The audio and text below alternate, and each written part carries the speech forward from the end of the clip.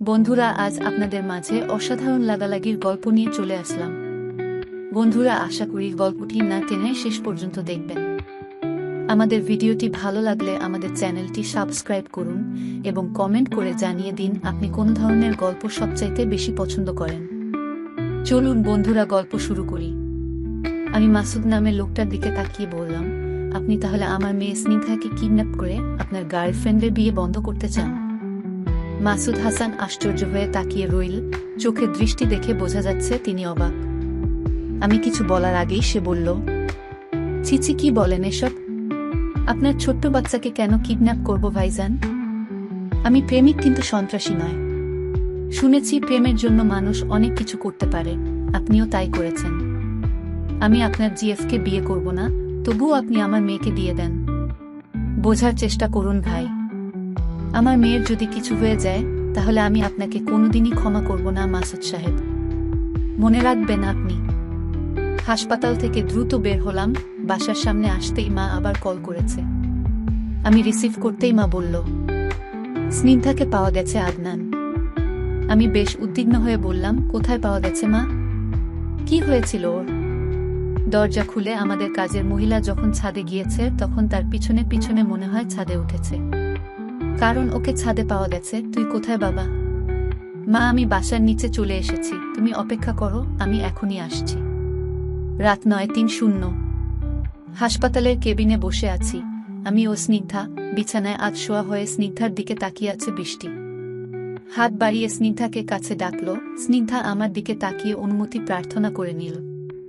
আমি ইশারা করতেই সে বিছানায় গিয়ে বৃষ্টির শরীরে মিশে গেল। নিজের সন্তানের মতো পরম মমতায় আদর করতে লাগল। আমি উঠে দাঁড়িয়ে বললাম, আপনি ওকে দেখে রাখুন, আমি ডাক্তারের সঙ্গে কথা বলে আসতেছি। মেয়েটার জন্য খারাপ লাগছে, ঠোঁটে সেলাই করা, তাই সে তেমন কিছু খেতে পারে না। শুধু জুস, স্যুপ ইত্যাদি তরল খাবার, তাও বহু কষ্টে তাকে দেওয়া হচ্ছে। সেলাই শেষ করার আগ পর্যন্ত হয়তো স্বাভাবিক কিছু খেতে পারবে না।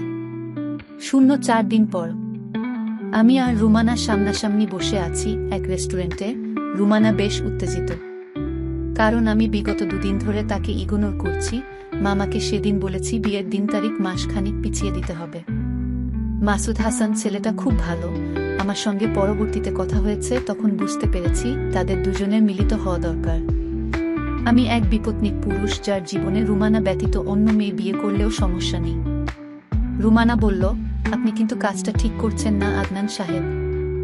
আমার পরিবার বেশ আশা নিয়ে বিয়ের সবকিছু সামনের দিকে এগিয়ে গেছে, আর আপনি কিনা। দেখুন, আপনি বোঝার চেষ্টা করুন। রাগ করে মাসুদ হাসানের মতো ছেলের সঙ্গে কেন এমন অবিচার করবেন? কিসের অবিচার? আর বিচার অবিচারের প্রশ্ন কেন আসবে এখানে? আপনার এক্স স্ত্রী ছিল, আর আমারও এক্স বয়ফ্রেন্ড ছিল। এখন যেহেতু দুজনের পারিবারিকভাবে বিয়ের ব্যবস্থা হচ্ছে, সেখানে কেন তাদের কষ্ট দিবেন? তারা অবুঝ নয়, বোঝানোর মতো বোঝাতে পারলে তারা ঠিকই বুঝতে পারবে। দেখুন, আমি এখন এমন একটা সময় রয়েছি যেখানে নিজের কথা চিন্তা করার পূর্বে পরিবারের কথা চিন্তা করতে হয়।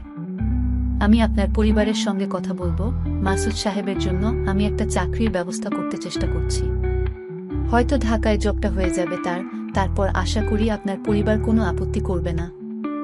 এত কিছু করে নিজেকে কি প্রমাণ করতে চান? কোনো কিছুই নয়। স্নিগ্ধা কোথায়? হাসপাতালে। হাসপাতালে কেন? কি হয়েছে ওর? কিছু হয়নি। সেদিন রাতে যে মেয়েটার সঙ্গে গাড়ি অ্যাক্সিডেন্ট করেছে, সেই মেয়েটা ওকে বেশ পছন্দ করে। মা গতকাল মুরাদপুর গেছে ফুফার বাসায়, আর তাই সকালবেলা স্নিগ্ধাকে নিয়ে অফিসে যাচ্ছিলাম। আমি প্রতিদিনের মতো আজও সকালবেলা হাসপাতালে গেলাম, সঙ্গে ছিল স্নিগ্ধা। তাই তখনই সে ওকে রেখে দিয়েছে নিজের কাছে। উনি এখন মোটামুটি সুস্থ।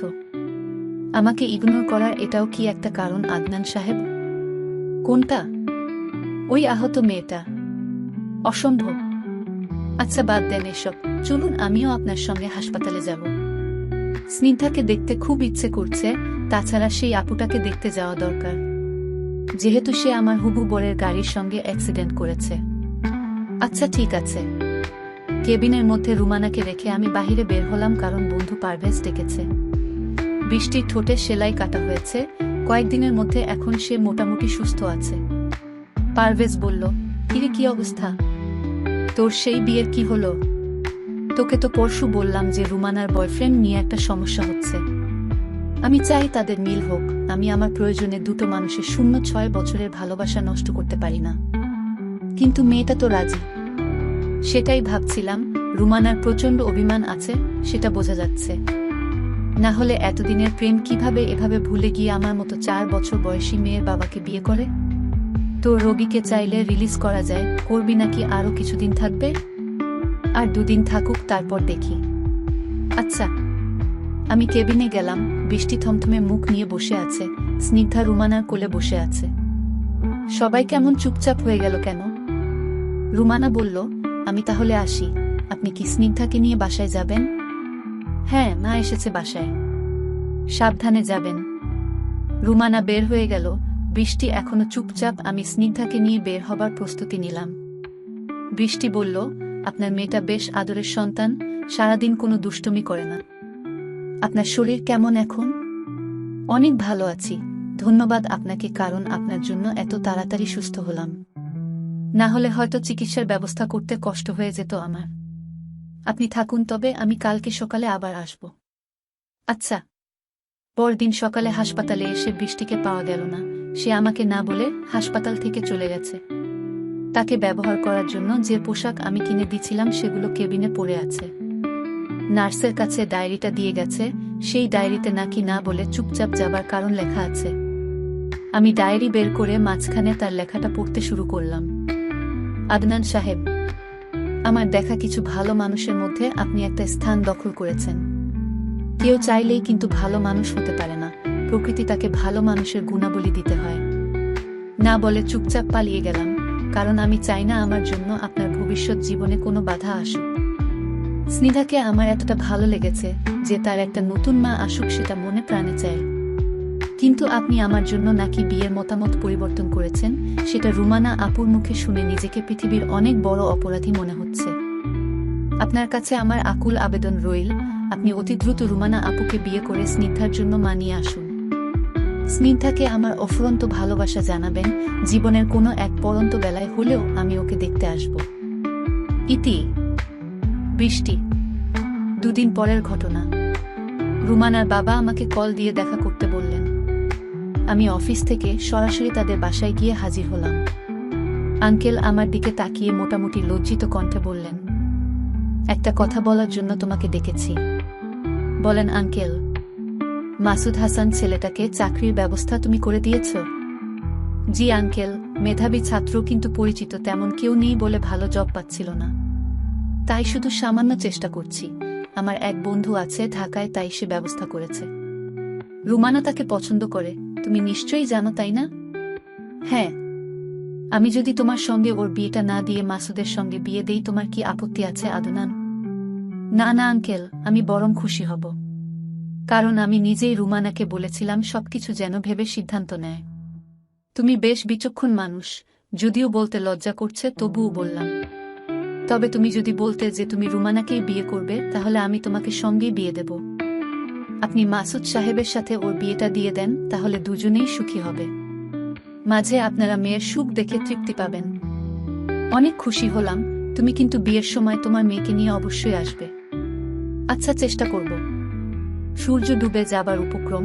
ছাদে দাঁড়িয়ে স্নিগ্ধাকে নিয়ে আকাশে তাকিয়ে আছি। হালকা মৃদু বাতাস বইছে, পরিবেশ এখন বেশ ভালো লাগছে। স্নিগ্ধা বলল, ঠোঁটে ব্যথা পাওয়া সেই আন্টি কেমন আছে বাবা? আমাকে তার সঙ্গে কথা বলতে দেবে না বাবা? সে তো চলে গেছে আম্মু। কোথায় চলে গেছে বাবা? তার নিজের বাড়িতে চলে গেছে। কিন্তু আমাকে তো বলেছে আমাকে রেখে সে কখনো যাবে না। আমার তো আম্মু নেই, তাই সে আমার আম্মু হতে চায়। কে বলেছে তোমাকে? আন্টি বলেছে। জানো বাবা, তুমি যখন ছিলে না তখন আমি তাকে অনেকবার আম্মু ডেকেছি। তোমাকে সে ডাকতে বলেছে? হ্যাঁ, আর বলল যে তাকে আম্মু ডাকছি সেটা তোমাকে যেন না বলি। তাই? হ্যাঁ। সে যদি তোমার আম্মু হয়, তাহলে কি তাকে সবসময় আম্মু ডাকবে? না। কেন? আমাকে সবাই ফেলে চলে যায়। আমার আম্মু চলে গেছে কতদিন আগে। আবার আন্টিকে আম্মু ডাকলাম, সেও চলে গেল। আমি কেমন? তুমি তো লক্ষ্মী আব্বু, তুমি সবসময় আমার সঙ্গে থাকবে আব্বু। এবার নিচে চলো, সন্ধ্যাবেলা ছাদে থাকতে হবে না আম্মু। চলো। বৃষ্টি মেয়েটা চলে গেছে 2-3 দিন হয়ে গেছে। আজ হঠাৎ অফিস থেকে ফেরার পথে তার কথা মনে পড়ে গেল। সে যখন হাসপাতালে ভর্তি ছিল তখন প্রতিদিন এই সময় হাসপাতালে দেখা করতাম। মেয়েটার মনে কত কষ্ট, কোনোদিন সন্তানের মা হতে পারবে না বলে নিজের হাতে গড়া সংসার থেকে বের হতে হয়েছে। বাসায় ফিরলাম মাগরিবের কিছুক্ষণ পর, কলিং বেল টিপ দিয়ে দাঁড়িয়ে আছি। একটু পরে দরজা খুলে গেল। ভিতরে প্রবেশ করতে গিয়ে সামনে তাকিয়ে স্নিগ্ধাকে কোলে নিয়ে বৃষ্টিকে দাঁড়িয়ে থাকতে দেখে চোখ কপালে আমার। বৃষ্টি এখানে কিভাবে? তার কোলে স্নিগ্ধা বসে আছে, যার চোখে আনন্দ ধরে না। আমি অবাক অবস্থায় ভিতরে প্রবেশ করে তার দিকে তাকিয়ে রইলাম। বৃষ্টি বলল, কি দেখছেন? আপনি আমার বাসায়। কেন আসতে পারি না? কিন্তু ভয়ের কিছু নেই সাহেব, আমি এখানে কারো বউ হতে আসিনি, আমি স্নিগ্ধার মা হতে এসেছি। বুঝতে পারছেন? না, বুঝতে হবে না, ফ্রেশ হয়ে আসুন, তারপর নাস্তা করবেন। রুমের মধ্যে গিয়ে মোবাইল বের করলাম। স্ক্রিনে পারভেজের নাম্বার থেকে অনেকগুলো কল। জোহরের নামাজের সময় মোবাইল সাইলেন্ট করে আর কাটা হয় নাই। তাড়াতাড়ি কল ব্যাক করে রিসিভের অপেক্ষা করছি। পারভেজ বলল, কিরে, সেই বিকাল থেকে কল দিচ্ছি আর তুই রিসিভ করিস না। মোবাইল সাইলেন্ট করা ছিল। আজকে বিশাল কাণ্ড হয়ে গেছে।